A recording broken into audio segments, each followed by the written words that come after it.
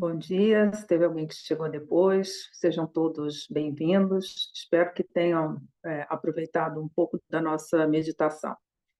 Ela é fundamental para que a gente possa realmente adentrar um pouco mais nos ensinamentos do Senhor Buda. Nós estamos vendo o Dhammapada, estudando o Dhammapada, que é um dos 4 textos que serão estudados para a preparação do retiro de 3 anos, onde todos serão muito bem-vindos para participar. Não se trata de um grupo de eleitos, todos serão muito bem-vindos para participar dos ensinamentos. E os 4 textos são o Ornamento da Preciosa Liberação, que é o nosso querido Gampopa, o Dhammapada, que é esse texto que nós vemos estudando, o Bodhisattva Charyavatara, que será dado de forma bem resumida, devido ao tempo que teremos, e um texto novo que eu vou trazer no final do nosso ensinamento de hoje. Então, nós contemplamos assim aqueles todos da nossa sanga e aqueles que vão participar dessa preparação desse eventual retiro de 3 anos. Por enquanto, ainda está na fase do eventual. E nós estamos no capítulo 5, que trata do Balavaga, que o Buda vai nos ensinar acerca dos tolos, ou os idiotas. Tem várias traduções para essa palavra bala, enfim, mas é aquele que nós vamos ver um pouquinho as características dele. Então, a estrofe passada, que foi a 64, o Buda nos trouxe, então, que a imagem de um indivíduo, de um praticante, de um pretenso praticante, que mesmo tendo contato com o mestre espiritual durante uma vida inteira, ele vai perceber a verdade, ele vai perceber o Dharma em sua profundidade, tal como uma colher percebe o gosto do curry, que é algo bem temperado. Então, ele coloca a posição daquele que está só perto do Dharma, está só perto do Lama, mas, de fato, ele não se coloca numa posição de abertura da sua mente, de abertura do seu coração para ver e questionar. Questionar o Dharma, questionar aquele Lama. Essa foi a postura que o Senhor Buda pediu para todos os praticantes. E não para seguir de uma maneira tola o que está sendo dito. Nós devemos sempre ver a pertinência dos ensinamentos, se realmente aquilo é aplicável no nosso cotidiano, se aquilo realmente nos trará um desenvolvimento espiritual, que aqui o objetivo é o despertar, e, sobretudo, ver aquele mestre espiritual. Porque, como nós estudamos aqui no mês de maio, nós vimos que tem o Patru Rinpoche, ele coloca bem claro isso, os vários tipos de mestres, de lamas, né, dentro da nossa tradição do Vajrayana. Então, há lamas, há mestre para cada nível de praticante. Mas nós devemos sempre avaliar esse mestre, ver quem é a pessoa que sustenta aquele lama. Como é que aquele lama ele se comporta no seu cotidiano? Qual é o meio de vida dele? Se é um meio de vida adequado? Se ele realmente beneficia a comunidade na qual ele está inserido? Isso é muito importante. Então, quando o Buda nos traz essa imagem de que uma pessoa ela pode passar uma vida inteira em contato com o Lama e com os mestres, com os ensinamentos do Buda, e não sentir nada, não perceber absolutamente nada, e por vezes até sair pior. E isso acontece, né? É raro, mas acontece, como dizia o Lama Trinley. Então, nós precisamos estar bem atentos para saber que tipo de praticante nós somos e, se não está correto, nós a cada instante podemos mudar a nossa conduta. E essa estrofe de hoje, que é a 65, o que o Buda vai nos trazer? Eu vou ler primeiro, como de hábito aqui, o que está nessa tradução do Nissim Poem. O que o Buda vai nos dizer? Essa aqui está uma forma poética. Mesmo se um homem inteligente se associa a um sábio por um só minuto, Célere, ele percebe o Dharma, assim como a língua percebe o sabor da sopa. Então, olha só como é que já mudou aqui a perspectiva de um homem inteligente se associando a um sábio por um só minuto. Rapidamente, célere, ele percebe o Dharma, tal como a língua percebe o sabor da sopa. Não seja um sabor mais tênue, mais leve. E essa tradução que eu venho trazendo aqui, ela ficou assim: se o homem inteligente, e a gente vai falar quem é esse homem inteligente daqui a pouquinho, estiver associado a um sábio somente por um instante, rapidamente ele conhece a verdade. A verdade aqui é a lei, né? O Dharma. Tal como a língua percebe o sabor da sopa. Ou seja, mudou muito pouco, né, da língua, dessa tradução, que está na forma mais poética, dessa mais extensa, conferindo com todos os comentários disponíveis que temos.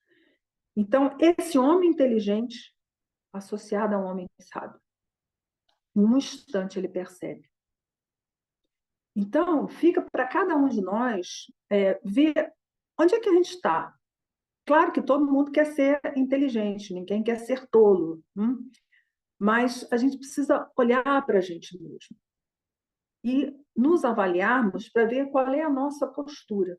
Se nós estamos realmente atendendo ao chamado do Buda e ao que ele nos colocou como proposta de desenvolvimento, ou se nós estamos numa postura completamente equivocada e a única coisa que a gente vai fazer ao longo do tempo, na nossa vivência no Dharma, é uma absoluta perda de tempo. Então, nós vamos dar assim, início à explanação desses pontos. Eu escrevi um pequeno texto aqui, que algumas pessoas já tiveram acesso, mas eu dei uma trabalhada nele ao longo desses 3 dias últimos aqui. Então, vamos lá. Primeiro, para saber quem são esses todos. Porque, como eu falei agora, todo mundo quer ser o inteligente, né? O inteligente é um sucesso total na nossa sociedade. E tolo ninguém quer ser. Mas vamos ver aqui quem são esses tolos. Esses tolos são os hipócritas, que tomam as formas exteriores e as aparências de sabedoria. Mas em seus corações conservam os desejos, ambições, a necessidade de aparecer e suprir seus desejos, em vez de viver para a única coisa que vale a pena estar vivo: o desenvolvimento da verdadeira consciência, a paz, a alegria que vem da sabedoria e o esquecimento de si. Então, vamos explanar um pouquinho sobre isso. Esse personagem hipócrita. A gente não pode esquecer que a hipocrisia é um dos véus que é eliminado lá na primeira terra de Bodhisattva. Nós estamos falando aqui num nível muito avançado de desenvolvimento. Se fala muito de amor, de compaixão, mas eu particularmente acho uma crueldade ficar exigindo amor e compaixão de nós que somos tão iniciantes. A gente pode falar como aspiração, mas nós precisamos ver onde realmente nós estamos. Então, essa palavrinha hipócrita é bem importante para a gente refletir sobre nós mesmos. O quanto que nós, como praticantes, estamos, nisso que eu coloquei aqui, vinculado às formas exteriores. Nós nos vinculamos ao Dharma nas suas formas externas. Porque tem o templo, porque tem o altar, porque tem o ritual, porque tem um determinado tipo de vestimenta, tem gente que bota um zen branco. Ele se coloca numa forma exterior, de se apresentar a si mesmo dessa forma e na sua relação com o ambiente do Dharma. Porque o Buda não falou nada de construir templo, mas, enfim, por causa das monções, as pessoas, né, o Jataka Pindika principalmente, ofereceu lá o Jardim de Jetavana, e começou, então, a instituição. Inclusive, o Khenpo Kimpo Nadjor, que é da nossa linhagem, também falou para nós construir templo e os discípulos, de forma bem desobediente, criaram templos. Exatamente para que as pessoas não caíssem nessa armadilha de colocar o Dharma na sua forma externa.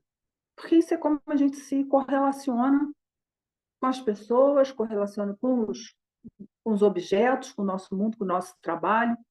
Nós, a pessoa, e o mundo. E a gente fica por aí. E as pessoas colocam isso no Dharma também. As pessoas, o segundo ponto aqui, conservam os seus desejos, suas ambições, a necessidade de aparecer e suprir os seus desejos. E aqui aparece uma coisa muito importante. Quando nós colocamos o assunto espiritualidade, nós estamos lidando com uma vulnerabilidade fundamental que o ser humano tem. E isso lá há 150 mil anos, ou mais recentemente, há 10 mil anos atrás, né, quando saímos lá do vale entre o Tigre e o Eufrates, sabe? Da gente se sentir vulnerável mesmo, porque tem os inimigos, tem todas as adversidades do meio ambiente, climáticas e tudo mais. E aí apresenta, então, algo que o faz transcender. E aí a gente quer essa transcendência, porque a gente quer sair daquela pequenez que nos achamos. E aí as pessoas exploram essa vulnerabilidade de uma forma muito cruel, porque é assim que a humanidade vem progredindo. Então, muito cuidado para ver o que a gente acolhe no nosso coração em relação ao Santo Dharma. Porque nós podemos simplesmente estar querendo adotar novos objetos para ter, para reter. Então, é importante a gente avaliar isso. A necessidade de aparecer. Olha, eu sou um praticante, eu sou amigo do Lama, vou lá na casa dele e tal. Muito cuidado com isso. Né? Não é assim que as coisas devem acontecer. Ao invés de viver para a única coisa que vale a pena estar vivo, que é o desenvolvimento da verdadeira consciência, a paz, a alegria que vem da sabedoria e o esquecimento de si mesmo. Então, precisamos estar atento em relação à nossa postura, porque senão a gente não vai atender ao chamado do Buda. E aí, nesse ponto aqui, eu vou trazer a historinha de hoje, que o Buddhaghosa nos traz para ilustrar esse exemplo aqui. Então, essa historinha, o Buda está lá na sua comunidade, ele está lá no Parque de Jetavana, né, que é esse que foi doado pelo Anathapindika, e ele ensina sobre 30 praticantes. Então, havia um grupo de jovens rapazes que estavam lá na gruta de Kapasita. Eles estavam lá em busca de mulheres. E aí o Buda passou e viu, né, aqueles rapazes todos ali buscando mulheres, e aí simplesmente ele disse: venham. E aí os rapazes então vieram, e o Buda, pelos seus poderes supranormais, ele criou então vestes e as tigelas de esmolar, e ofereceu para cada um deles. E aí eles imediatamente seguiram com o Buda para o monastério e começaram ali a praticar o Santo Dharma. Um dia, eles estavam simplesmente sentados ouvindo os ensinamentos, e o Buda, então, ensinou um sutra que está no Samyutta Nikaya, que chama o Sutra do Sem Começo. E aí, eles ainda sentados, enquanto estavam ali na audiência do Buda, eles entenderam a verdade, a profundidade, e atingiram o estado de arhati, antes mesmo de se levantar. Ou seja, durante o próprio ensinamento, eles compreenderam a verdade. E aí, terminou aquele ensinamento ali, o Buda caminhou um pouco mais e viu que estava um grupo lá de monges que estavam assim surpresos. Eu falei, mas como? Esses rapazes estavam outro dia buscando mulher e rapidamente atingiram o estado de arhati, né, que é o estado mais mais alto do Hinayana. Que negócio é esse, né? Como é que eles rapidamente atingiram isso? Aí o Buda coloca, né, para eles: monges, essa não é a primeira vez que esses 30 companheiros cometeram esses atos negativos de estar em busca de prazeres, né? Eles fizeram a mesma coisa em um estado de existência anterior, mas ouvindo o ensinamento de Mahatundila, que eu vou contar para vocês daqui a pouquinho, eles compreenderam a verdade e rapidamente tomaram os 5 preceitos em uma vida passada. Foi somente pelo mérito adquirido pela prática desses 5 preceitos que eles atingiram o estado de Arhati. E então o Buda enuncia a estrofe: se um homem inteligente, por um só instante, se associa a um sábio, ele rapidamente compreende a lei, tal como a língua percebe o gosto da sopa. Então, foi nessa condição aqui que o Buda enunciou essa estrofe que a gente está estudando aqui hoje. Então, olha só que interessante. 30 rapazes que estavam lá na sua atividade bem mundana, em busca de mulheres, e o Buda só falou: venham. E eles vieram. E compreenderam a verdade do Santo Dharma e atingiram o estado de Arhati tão rapidamente. Então, olha só como é que foi a postura. Primeiro, esses 30 companheiros aqui tinham mérito por terem praticado os 5 preceitos em uma vida anterior, então eles já tinham uma carga de atos meritórios, de atos positivos, de um fluxo de um karma positivo bom, então ele né, suficiente, então isso proporcionou que eles entendessem. Mas eles rapidamente abriram mão das suas condições ali mundanas e rapidamente. Então, essa é a questão. Como é que nós nos colocamos no contato com o Santo Dharma? Eles tiveram a oportunidade de encontrar o Buda, ele mesmo, o Buda Shakyamuni. Mas nós encontramos o que o Buda nos deixou, que é o Santo Dharma. Então, qual é a nossa postura? A gente realmente atende o pedido e faz o que é necessário? A gente se aplica nas práticas ou a gente se deixa levar pelas condições do mundo e coloca uma série de obstáculos, uma série de adversidades? Então, como é? É uma reflexão, gente. Isso aqui é a primeira parte da sequência da história. A gente ouve e depois parte para a reflexão, para depois poder, então, se familiarizar. Então, aqui aí eu fui resgatar para vocês a historinha desse Mahatundila, que esses 30 arhats, eles tinham ouvido em uma vida anterior. Não está isso no Buda Gosa, mas eu tive, né, o interesse de buscar e trazer para vocês, porque todas essas histórias, elas são metáforas de ensinamentos muito profundos do Senhor Buda. Então, a gente precisa realmente ver o que está por trás. Então, vamos lá. Isso é uma historinha que está no Jatakas, que é esse Mahatundila Sutra, né? Não é um sutra, porque é um ensinamento do Buda, mas é uma das historinhas do Jataka. E é uma historinha muito bonitinha.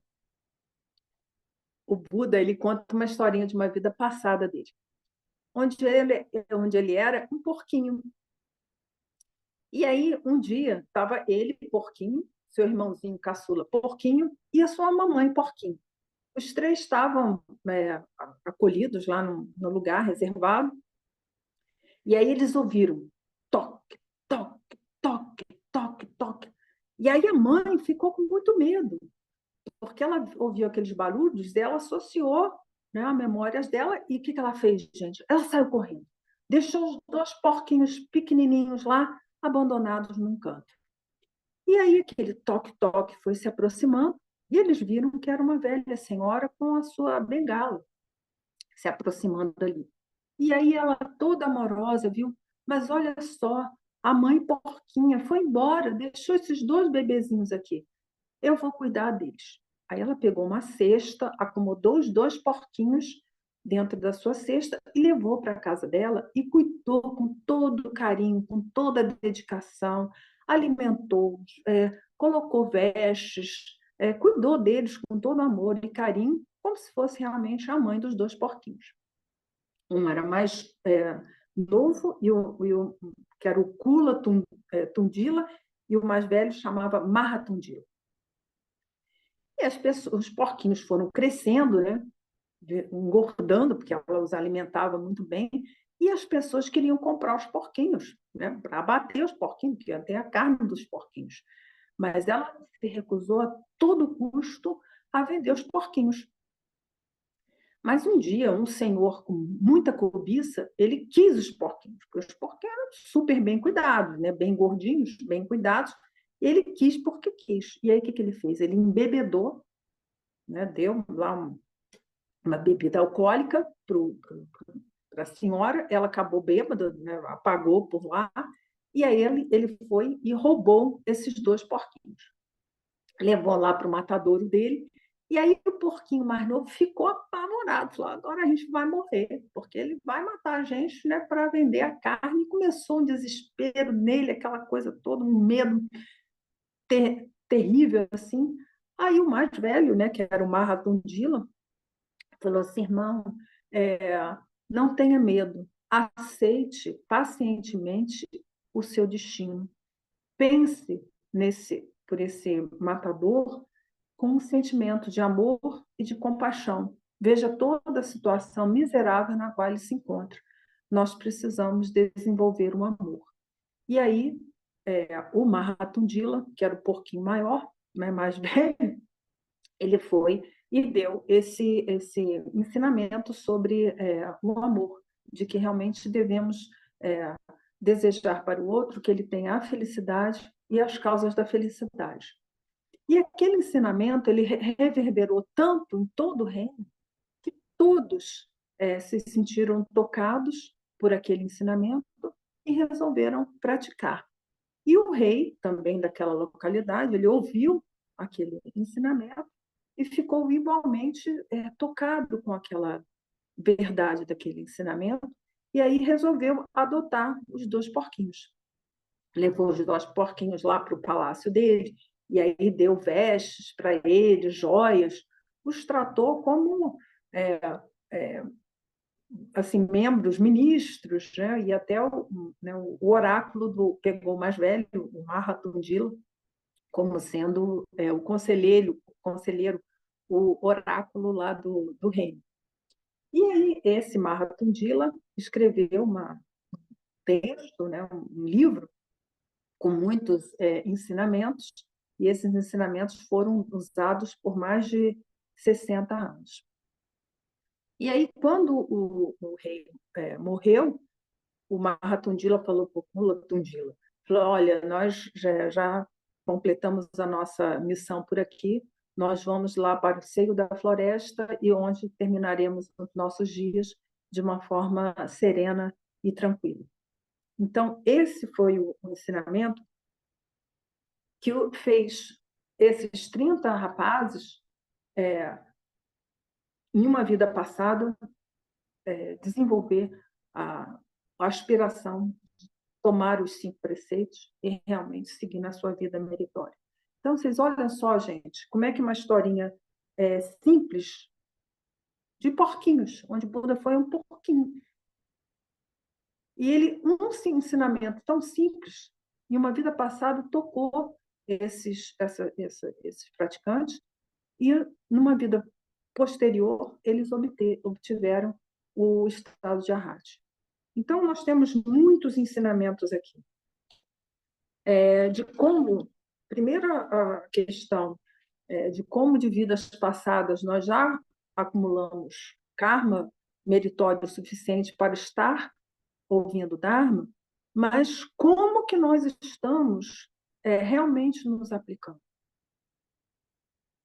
Quantas pessoas recebem as instruções, por exemplo, das preliminares comuns e as praticam? Quantas pessoas recebem as instruções das preliminares específicas e realmente as praticam?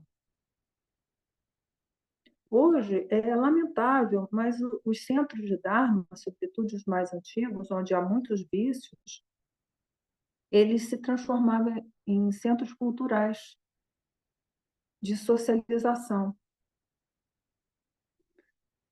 Isso é muito triste, gente.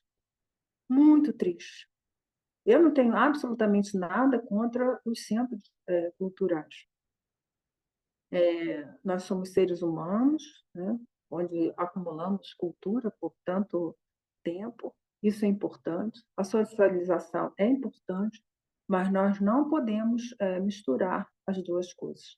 Tá? Uma coisa é a nossa vida mundana, que é importante, a gente está no mundo, precisa saber da cultura dos outros, para poder, inclusive, refletir sobre a nossa. É preciso que a gente se socialize também, mas uma coisa é uma coisa, outra coisa é outra coisa. Tá? As pessoas confundem isso, viram, né, os centros de Dharma, até com festivais de música, inclusive, fica a cultura do se dar bem. Né? O dinheiro pelo dinheiro e para o dinheiro. Né? E se perde, então, o sentido realmente da prática do Dharma. Eu, nos anos que antecederam o retiro de 3 anos, eu não fiz nenhuma amizade. Tá? Nenhuma amizade. Mantive a minha grande amiga Jaqueline, que eu trouxe lá, foi um presente que eu ganhei lá na Terra Pura, essa amizade dessa pessoa maravilhosa. Mas eu não fiz amizade com mais ninguém. Amizade nenhuma. Então, isso é para mostrar para vocês que não há lugar de fazer amizade com as pessoas. Nós estamos ali para nos vincularmos ao mestre espiritual de uma forma honesta, sincera, verdadeira, receber dele as instruções, praticar aquilo ali e progredir na nossa via espiritual. Não é para a gente fazer amizade ou via física, tá? E aí passamos para a nossa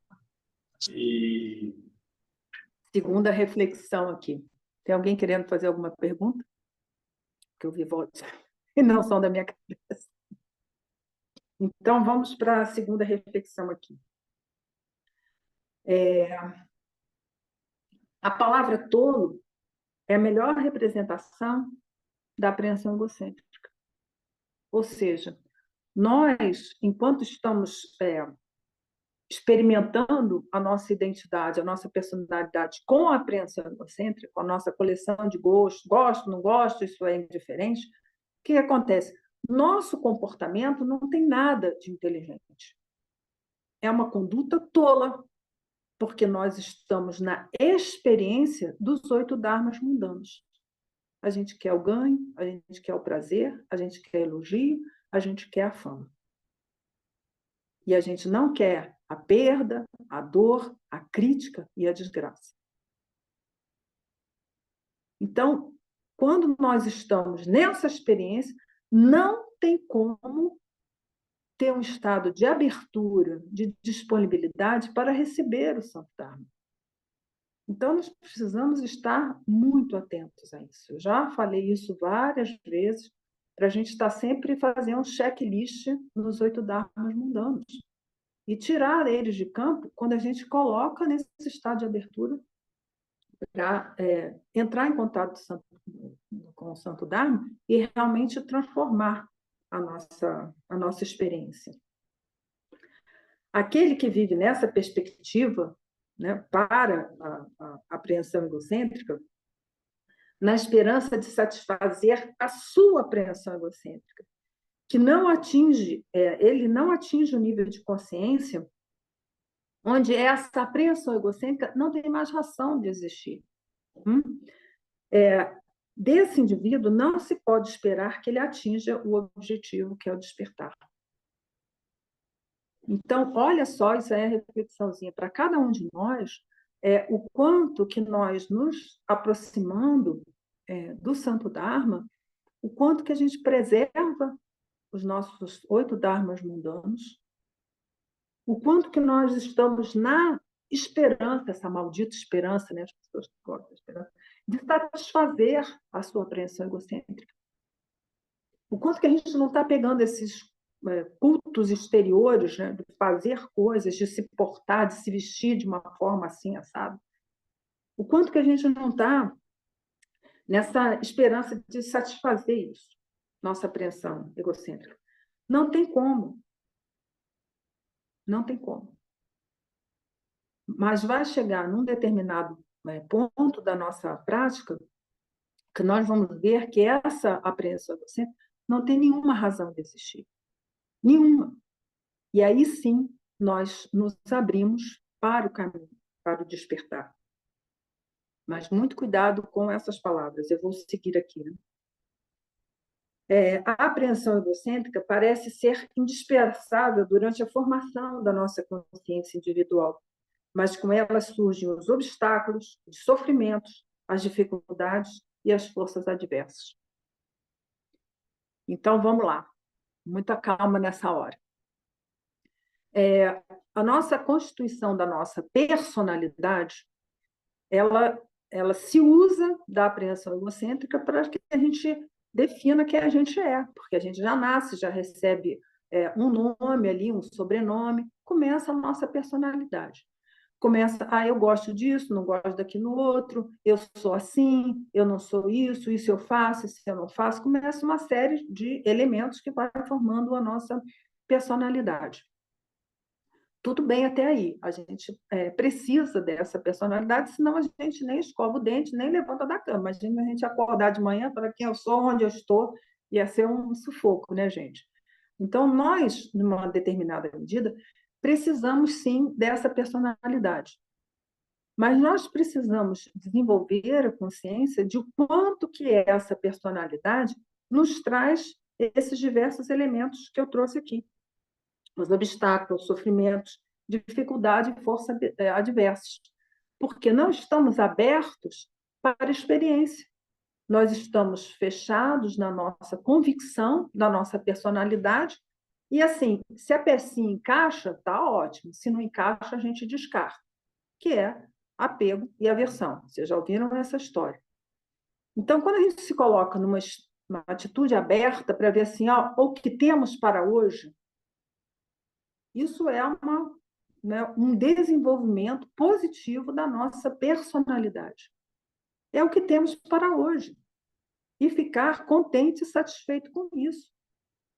Muitas das vezes é uma doença grave, mas é o que temos para hoje. Então, bem-vinda a doença, porque com ela eu vou aprender. Nós estamos dentro do Mahayana, onde todos os obstáculos são fontes de aprendizado. Aqui não é para a gente ter prosperidade, saúde, felicidade mundana, não, gente. Isso aí eu já falei em outra igreja. Aqui a conversa é outra. Então, nós precisamos entender esse desenvolvimento e o quanto que a gente está buscando que o Dharma seja uma pecinha para encaixar no nosso quebra-cabeça aqui. E estejamos muito atentos em relação a isso. E aí segue o meu texto aqui, né?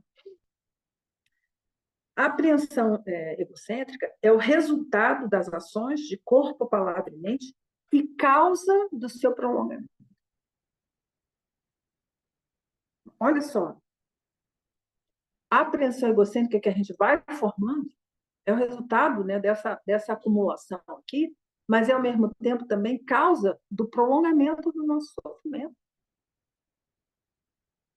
Aí todo mundo pode ficar desesperado. E aí? Como é que eu vou ficar sem a minha apreensão egocêntrica? O que vai acontecer? Uma vez, há muitos anos atrás, um praticante me perguntou assim, mas Lama, e aí?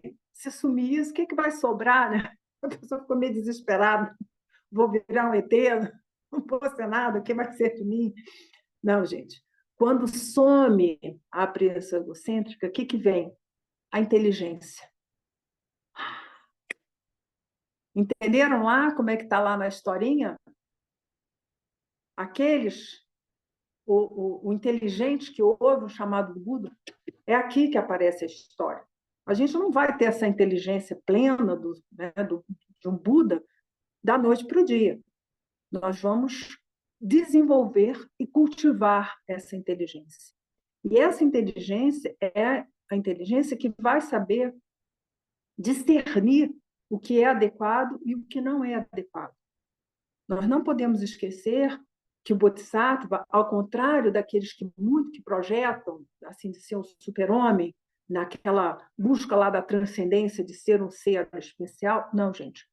O Bodhisattva é aquele, tal como a pele de gazela, lá no ombrinho do Tianenzi, ele caminha tão suavemente que ninguém percebe os passos dele. O Bodhisattva é o que faz o que é adequado. Ele não faz barulho com a cadeira, ele não bate a porta, ele não joga um palito de dente no chão, que é para não causar nenhuma sensação de desgosto no outro.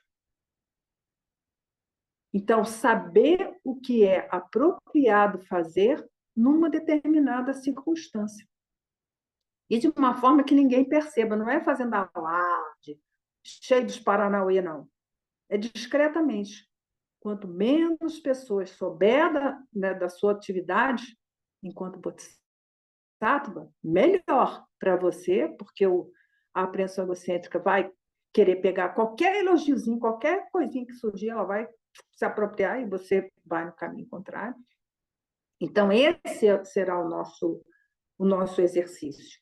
Porque enquanto nós estivermos lá na vigência da tolice, da ignorância, da hipocrisia, da misoginia, da incongruência, da inconsequência, não tem progresso nenhum no Dharma. E nós precisamos fazer esse checklist de uma coisa que eu sempre dizia para os meus filhos, né? Enfim, criança perguntando quem comeu biscoito, né? Nunca era um, elas empurravam, né? Não foi fulano que abriu o pacote de biscoito, não é para comer biscoito antes do almoço, dizia eu como a mãe, né? Mas aí eu vinha com um ensinamento depois para ele, falou, gente, olha o seguinte, vocês podem mentir para quem quer que seja, mas jamais mintam para vocês mesmos. E eles ouviram isso a infância e a adolescência deles. E acho que deu certo, sabe? Porque a gente é mentiroso mesmo. A gente vem criando, né, uma resenha, uma narrativa para causar impressão na sociedade, e às vezes até só com o outro ali que está para o lado. E conta uma lorota dessa até para o lama, você acredita?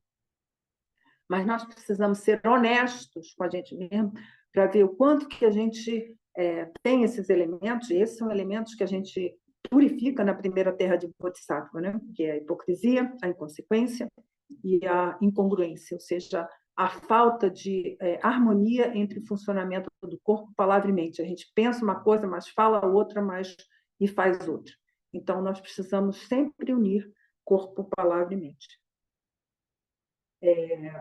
E aí seguimos aqui. Quando a apreensão egocêntrica desaparece, todas as adversidades desaparecem. E aí, então, a liberação interior, a sinceridade total, a pureza perfeita. Vocês já ouviram falar nisso, né? E todo sofrimento desaparece, pois ele não é mais necessário. É assim que termina o sofrimento. Tá? O sofrimento que o Buda nos fala que nós vamos liberar não é das experiências. Nós vamos continuar envelhecendo, vamos continuar adoecendo, vamos continuar não tendo coisas que a gente quer, às vezes um alimento não tem, né? Está com fome, mas não tem o que comer. Isso vai continuar existindo, gente. Está com frio, não tem um abrigo, isso vai continuar existindo. Não vai parar. O que vai mudar é a forma com a qual a gente experimenta essas diversas situações. Isso que vai mudar. É assim que o sofrimento vai desaparecer.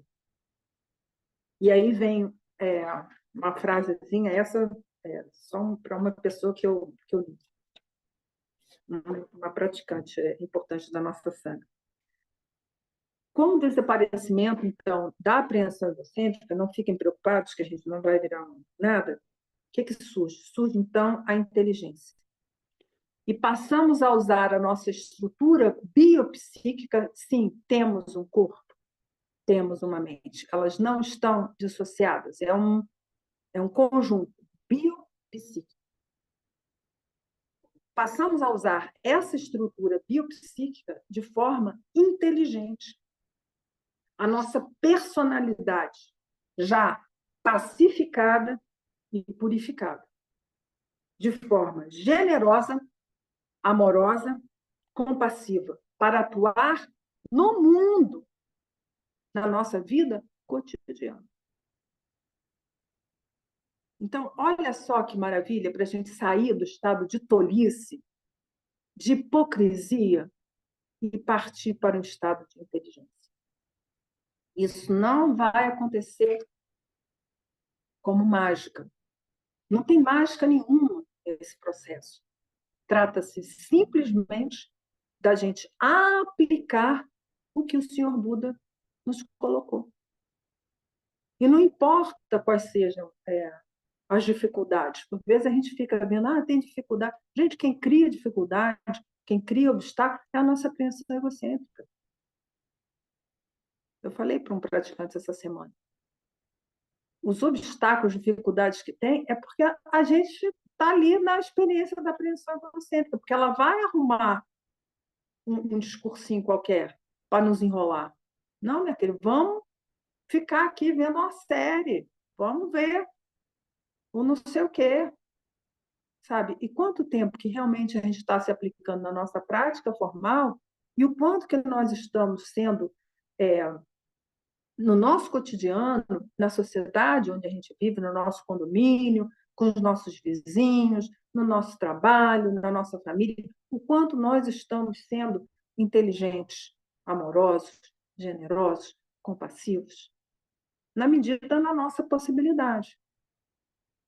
Porque a gente está se desfazendo da nossa apreensão egocêntrica, que só nos traz problemas. Tá? E aí nós vimos para cá, né? A sabedoria é, portanto, trabalhar energicamente na transformação interior, a fim de sair de forma vitoriosa de uma luta que poderia até trazer frutos, mas que não terá mais razão de existir. Então, eu coloco aqui que esse desenvolvimento da personalidade, nós podemos seguir nessa toada, assim, cultivando a nossa personalidade. E a maioria das pessoas fazem isso. A minha personalidade, né? E defendem com unhas e dentes a sua personalidade, seu ponto de vista, a sua opinião sobre isso. Isso pode até trazer resultados, né? A pessoa pode ter riqueza, pode ter fama, pode ter prazeres, ter isso tudo. Mas esse não é o objetivo de um praticante sincero. E é muito importante que a gente não instrumentalize o Dharma, torne o Santo Dharma como objeto para dar um upgrade na nossa personalidade. Tá? Então, esse é o assim, o recado de hoje. Nós vamos passar para o outro texto já já. Então, que sirva realmente de reflexão para cada um de vocês, como é que cada um de vocês aborda o Santo Dharma, como é que vocês andam vendo o mestre espiritual, se vocês estão fazendo, né? Tem lá o ensinamento de Ashwagosha, as 50 estrofes de devoção ao Guru, como é que a gente está se colocando em relação ao Lama? Tá? Não é apagando a nossa personalidade e seguindo bestamente, abestalhadamente, o que o mestre espiritual está falando. Nós precisamos sempre avaliar a pertinência daquele ensinamento, ver o modo de comportamento dele, como é que ele se porta. Leiam lá no Patrão Rinpoche os maus mestres, os maus guias, que eles estão por aí, gente. E é pelo nosso mérito, né, pelo nosso discernimento, pela nossa inteligência, que nós vamos encontrar esse ou aquele mestre. E aí vamos ter o que ele tem para oferecer. Eu falei essa semana para uma pessoa que em vez de estar lendo grandes mestres da nossa literatura, fica lendo esses livros como é que se diz, de adolescente e tal. Eu falei, olha, é o seguinte, isso aí é muito bom, mas você está preso no vocabulário do tradutor. Isso aí não vai melhorar a sua língua portuguesa, tá bom? Se você quer progredir em redação e tudo mais, você tem que ler os grandes autores da língua portuguesa.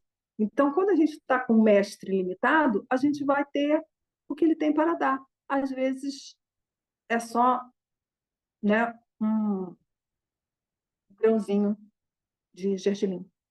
E você vai ficar só com semente de gergelim. Tá? Só isso. É bom o gergelim, né? Mas é muito pouquinho.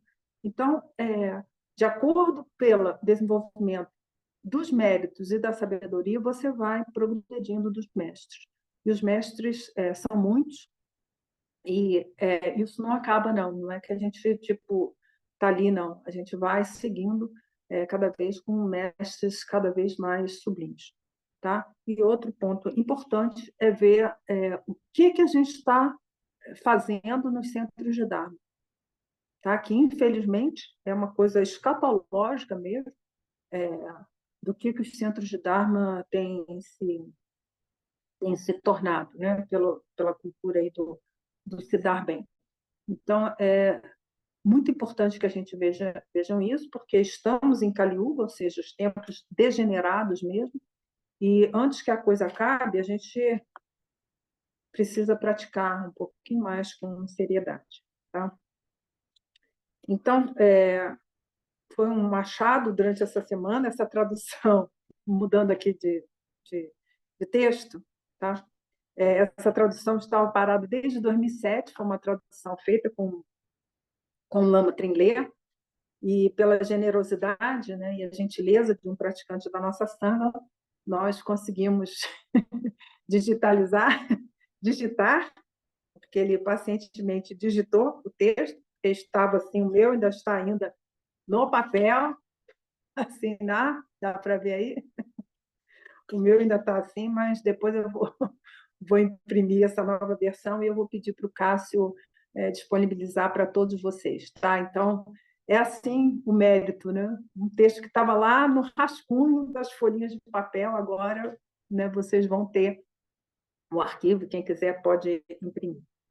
Então, esse é o Molan, né, o Shakti Molan, ou seja, as aspirações do Mahamudra, gente, para vocês se animarem, porque a função do Lama é estimular a pessoa a praticar. Essa é a nossa função como Lama.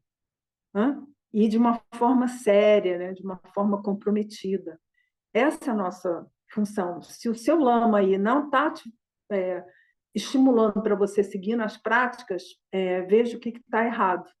Tá? Mas essa é a nossa função. Então, eu trouxe esse, né? Cavei lá dos arquivos para trazer para vocês. E vamos divulgar. Tá? Tem uma versão que está no nosso site lá, mas é uma tradução antiga, anterior, que não passou pela revisão do Lama Trinley. Tá? Então, ela tá, acho que só tem uma das estrofes, né, das 25 estrofes, que não precisou ser corrigida. Tá? As outras 24, teve estrofe que precisou ser completamente reescrita. Tá? Estava muito errada mesmo. Então, mas hoje vocês já vão ter esse novo texto. Então, esse texto é do terceiro Karmapa, o Dorje, e ele vai nos falar das aspirações ao Mahamudra, que é o nosso objetivo, é como a gente chama o despertar dentro da nossa tradição Champakadil. Então, ele primeiro começa com uma devoção, porque isso é importante, que a gente reconheça que tem alguém, uma pessoa, que já percorreu algum nível do caminho, e a ela nós, depois de avaliar muito bem, claro, nós desenvolvemos a devoção e para ver assim, olha, o que você tem para me ensinar. Então ele começa com o meu guru, como a maioria dos textos, fazendo essa referência da língua original. Aí ele começa, lamas, idãs, divindades da mandala, vencedores e seus filhos, que são os bodhisattvas, das 10 direções e 3 tempos. Pensais em mim com benevolência e concedai as vossas bênçãos para que essa minha prece de aspiração se realize tal como ela é. Então, como sempre, esse início desse momento de devoção, abrindo o nosso coração, liberando a nossa apreensão egocêntrica de se achar o centro do universo e abrindo realmente o nosso coração com devoção para receber as instruções. Pense em mim com benevolência e conceda vossas bênçãos. Então, é assim que a gente entra na bênção. A bênção não é algo que vem de fora. A bênção é quando a gente se livra de nossos conceitos, das nossas maquinações e percebemos a beleza, a pureza de todos os fenômenos que nos cercam. Ainda que seja uma coisa que, a princípio, a gente percebeu como desagradável, mas quando nós nos livramos de todas as nossas elaborações da nossa mente, conseguimos ver a perfeição, a beleza que existe em todas as coisas da nossa experiência. E aí é isso, né? Se realiza tal como ela é. Uma doença é uma doença, mas nós é que damos a ela uma série de características. é sofrimento, é prolongado, é chato pra caramba, entendeu? Mas aquilo ali pode nos servir, se formos inteligentes, para avançar na nossa prática. Segundo o 16º Karmapa, é uma bênção e uma marca dos grandes praticantes, que eles tenham esse tipo de experiência para que realmente eles avancem de uma forma ainda mais célere em direção ao despertar. Tá? Então, não é para a gente ter benefício, assim, né? Felicidades temporárias. Então, aqui eu vou ler, porque ainda está no papel. E aí, a segunda estrofe. Possam as correntes de acumulação da virtude, imaculada das três considerações, objeto, sujeito e ação, oriundos das montanhas nevadas, das intenções e ações perfeitamente puras, de mim e de todos os seres, correrem no oceano dos quatro corpos. Então, essa estrofe aqui é um pouquinho mais densa, porque nós estamos falando aqui de Mahamudra. Possam as correntes de acumulação de virtude. A gente já falou sobre isso, né? A acumulação de virtude que os 30 rapazes trouxeram de uma vida anterior, quando praticaram lá os 5 preceitos. Então, essas acumulações de virtude imaculados, né? Porque os atos positivos, eles trazem atos que vão trazer a felicidade. Então, são imaculados o quê? Das 3 considerações. Não tem mais o objeto, o sujeito, nem a ação, que são, a gente fala também, 3 esferas, né?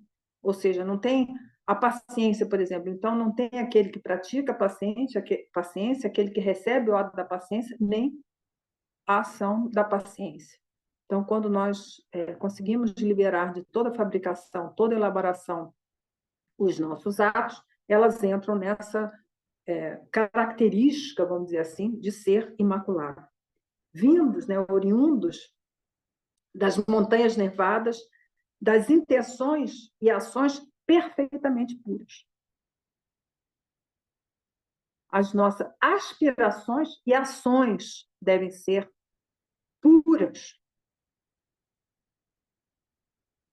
Por isso que eu falei para vocês, vejam o quanto que a gente está contaminando com os 8 dharmas, mudando a nossa abordagem do dharma. Porque se a gente pratica um ato positivo também, mas está maculado com desejo, sei lá, de receber um elogio, maculou uma coisa que era positiva a princípio, você maculou lá com uma coisa ruim.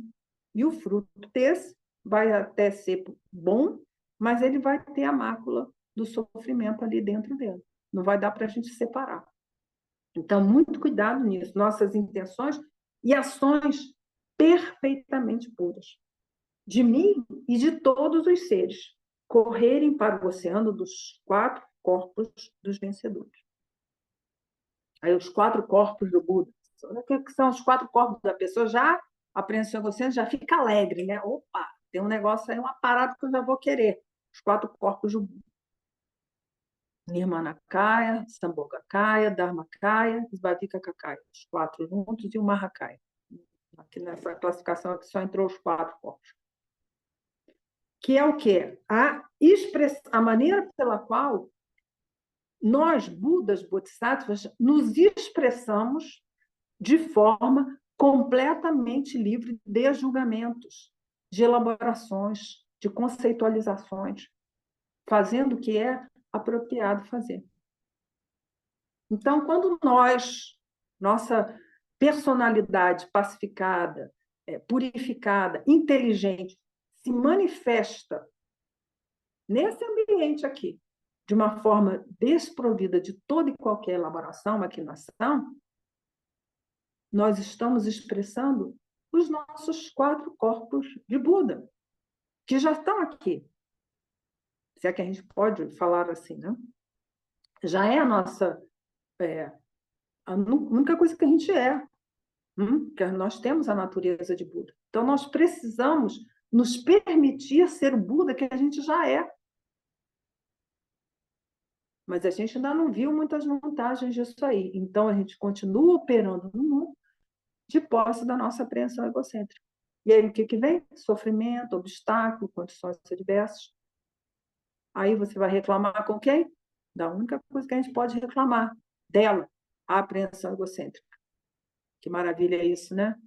No Santo Dharma. Você não pode reclamar do governo, do bispo, do quem quer que seja. Você só pode reclamar de uma coisa, da sua apreensão egocêntrica. Se você está numa situação desagradável, que você não está gostando, reclama com ela. Vai lá. Veja o que pode ser feito. Então, é isso. Que todas essas ações inibitórias, né, corram, né, desaguem no oceano dos 4 corpos dos vencedores. Aí vem a 3. Até que isso seja obtido durante todas as minhas vidas e existências sucessivas, sem ouvir o som das palavras paixão, né, emoções perturbadoras e sofrimento, possa eu regozijar-me no oceano, no glorioso oceano de virtudes e felicidade. Então, essa é a estrofe 3, onde nós vamos concluir com o nosso ensinamento de hoje.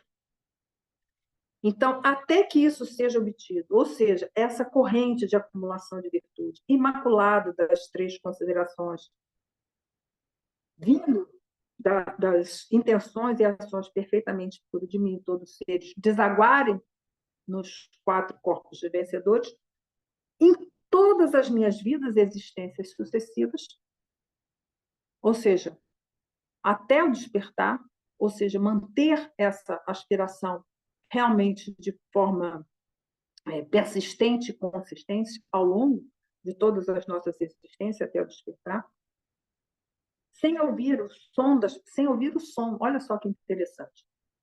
Não é que a gente, assim, vou deixar as paixões. Não, você não vai nem ouvir falar em sofrimento. Não vai nem ouvir falar em condição adversa. Não vai nem ouvir falar no obstáculo. Não é que você não vai ter, entendeu? Não vai nem ouvir falar, não vai nem saber. O que é isso? É tipo como se fosse uma coisa estranha. Mas, como assim, sofrimento? Que é isso, né? Nunca ouvi falar. Possa eu me regozijar, aí vem o regozijo, né? No glorioso oceano de virtude e felicidade. Então, são as 3 primeiras estrofes, nós vamos ver nesse mês e no mês de novembro, onde nós vamos seguir com a explanação curta, né, desse tema, gente. Nós estamos falando aqui de Mahamudra, então é algo bem profundo. Então, nós vamos ficar com esses 3 por enquanto, mas vamos, até novembro, se as casas e condições permitirem, nós vamos concluir essa breve explanação desse texto. E aí, como conclusão final, hoje de manhã, enquanto eu estava já no meu trabalho, pensando assim, né? Nós dizemos para nós mesmos que nós vivemos em comunhão com o Santo Dharma, mas, de fato, vivemos em trevas. As trevas criadas pela nossa própria apreensão egocêntrica. Então, que vocês reflitam o quanto realmente vocês estão em comunhão com o Dharma, com o ensinamento que o Buda nos deixou.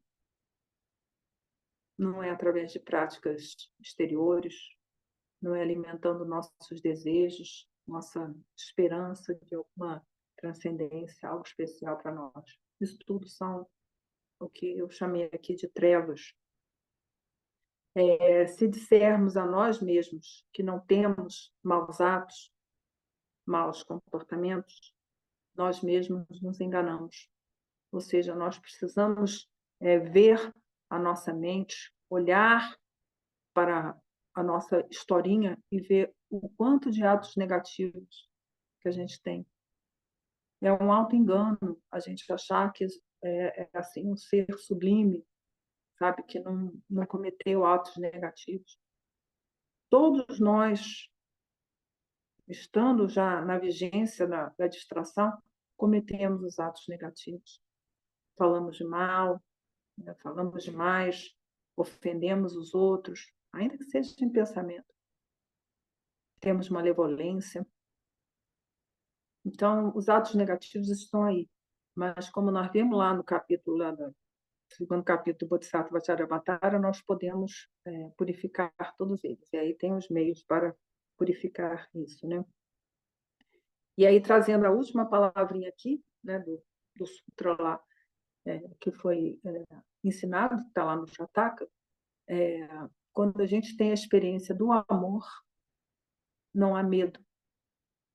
Então, quando a gente coloca esse propósito, vamos usar aqui, pegar essa palavra emprestada, de realmente experimentar o amor, viver o amor, não há mais medo de absolutamente nada. Estamos absolutamente libertos para realmente desejar a felicidade e as causas da felicidade para todos os seres. Então, que a gente avalie para a gente o quanto que tem de medo, o quanto tem de esperança em nosso coração. Isso aí é uma característica da apreensão egocêntrica. Quanto mais a gente se livra do medo, quanto mais a gente se livra da esperança, mais aberto nós estamos para a verdadeira experiência do amor. Mas que, por enquanto, a gente comece treinando lá na primeira terra do Bodhisattva, se livrando da hipocrisia, da incongruência e da inconsequência. Tá bom? Então, gente, terminamos aqui nosso horário, 10 horas. Alguém tem alguma pergunta, alguma dúvida, um comentário, antes da gente fazer a nossa dedicatória?